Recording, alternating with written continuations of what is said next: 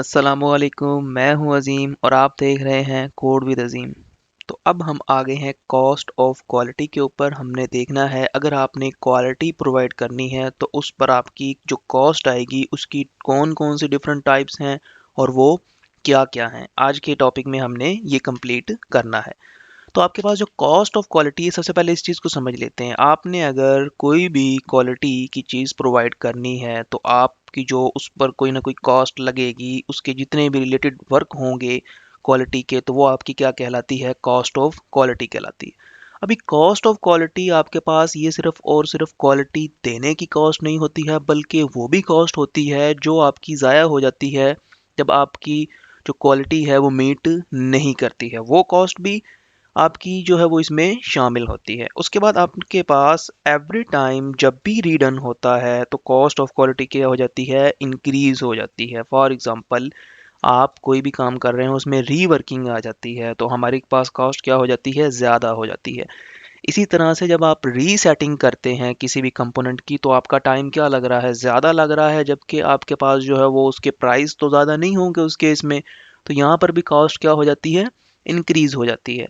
हमारे पास जो cost of quality है, कॉस्ट ऑफ क्वालिटी की जो टोटल टाइप्स यहाँ पर लिखी हुई हैं वो है preventive cost and appraisal cost. तो ये आपके पास दो कॉस्ट हैं। उसके बाद आपके पास होती है फेलियर कॉस्ट। अब फेलियर में भी हमारे पास दो टाइप की कॉस्ट आती हैं, एक आपका इंटरनल फेलियर होता है, एक आपका एक्सटर्नल फेलियर होता है। तो अब एक डायग्राम की तरफ चलते हैं जहां पर लिखा है टोटल कॉस्ट जो होती है वो दो हिस्सों में डिवाइड होती है। एक आपके पास गुड क्वालिटी की कॉस्ट होती है, जो आपकी क्वालिटी आपने प्रोवाइड कर दी बेहतरीन तरीके से, एक वो कॉस्ट होती है। और एक वो कॉस्ट है जो आप क्वालिटी प्रोवाइड करना चाह रहे थे लेकिन आप क्वालिटी प्रोवाइड नहीं कर सके किसी भी वजह से, तो वो आपकी कॉस्ट क्या होगी, कॉस्ट ऑफ पुअर क्वालिटी होगी। अभी जो आपके पास गुड क्वालिटी होती है वो आपके पास क्या है, मतलब गुड क्वालिटी की जो कॉस्ट है वो क्या है, उसमें आपके पास प्रिवेंशन कॉस्ट है एंड अप्रेजल कॉस्ट है। अभी हम पढ़ते हैं आकर कि आपके पास ये दोनों क्या होती हैं, जबकि आपके पास जो कॉस्ट ऑफ पुअर क्वालिटी है उसमें भी दो टाइप्स हैं, जिसमें आपके पास इंटरनल फेलियर है और एक्सटर्नल फेलियर है। तो वन वन करके हम इनको पढ़ लेते हैं आज। हमारे पास जो प्रिवेंशन कॉस्ट होती है इसका मतलब ये होता है कि आप किसी शख्स को पहले ही कह दें, भाईजान ये वाली लैंग्वेज आप ना करें, इसको आप 2022 में कर लेना, उस वक्त इसका जो है वो वक्त होगा। इसी तरीके से आप एक शख्स को कह दें, भाईजान इस यूनिवर्सिटी में आप एडमिशन ना लो, ये यूनिवर्सिटी बिल्कुल भी नहीं पढ़ाती है। तो इस तरह से जो आपकी उससे जो आपकी प्रिवेंशन कॉस्ट होती है, जब हम सॉफ्टवेयर की टर्म में आते हैं, क्योंकि हम सॉफ्टवेयर क्वालिटी एश्योरेंस पढ़ रहे हैं, तो इस टर्म में क्या होगा कि आप पहले ही कह देते हैं कि आप ये वाला मॉड्यूल ना यूज़ करो, आप ये वाला फंक्शन ना यूज़ करो, आप ये वाली डिपेंडेंसी ना यूज़ करो, आप ये वाला पैकेज ना इंस्टॉल करो। तो उसको हम क्या कहते हैं कि वो वाली जो आपकी कॉस्ट होती है वो प्रिवेंशन कॉस्ट होती है। प्रिवेंशन कॉस्ट आपके डिज़ाइन फेज में भी हो सकती है, इम्प्लीमेंटेशन में भी हो सकती है, maintenance of the quality of management system में भी हो सकती है, और ये वाली कॉस्ट जो होती है वो आपके पास एक्चुअल ऑपरेशंस के ऊपर ही लग रही होती है। उसके बाद आपके पास जो प्रिवेंशन कॉस्ट है, generally the most effective way to manage quality cost is to avoid having defect in the first place. तो अब इसमें क्या होता है कि आप पहले ही जो है वो आपके पास जो डिफेक्ट आने होते हैं उन डिफेक्ट से आप बच जाते हैं जब आप प्रिवेंशन कॉस्ट को अप्लाई कर लेते हैं। और आपके पास ये लेस कॉस्टली होती है क्योंकि आप जो है अभी आपने प्रोडक्ट अपना बनाया नहीं होता, आपके पैसे ज़ाया नहीं हुए होते हैं, उससे पहले ही आपको कोई कह देता है कि आप इसमें ये वाला काम ना करें, इस तरह से कर लें। तो इस तरह से आपका जो है वो बहुत सा पैसा और बहुत सी चीज़ें क्या हो जाती हैं, सेव हो जाती हैं प्रिवेंशन कॉस्ट से।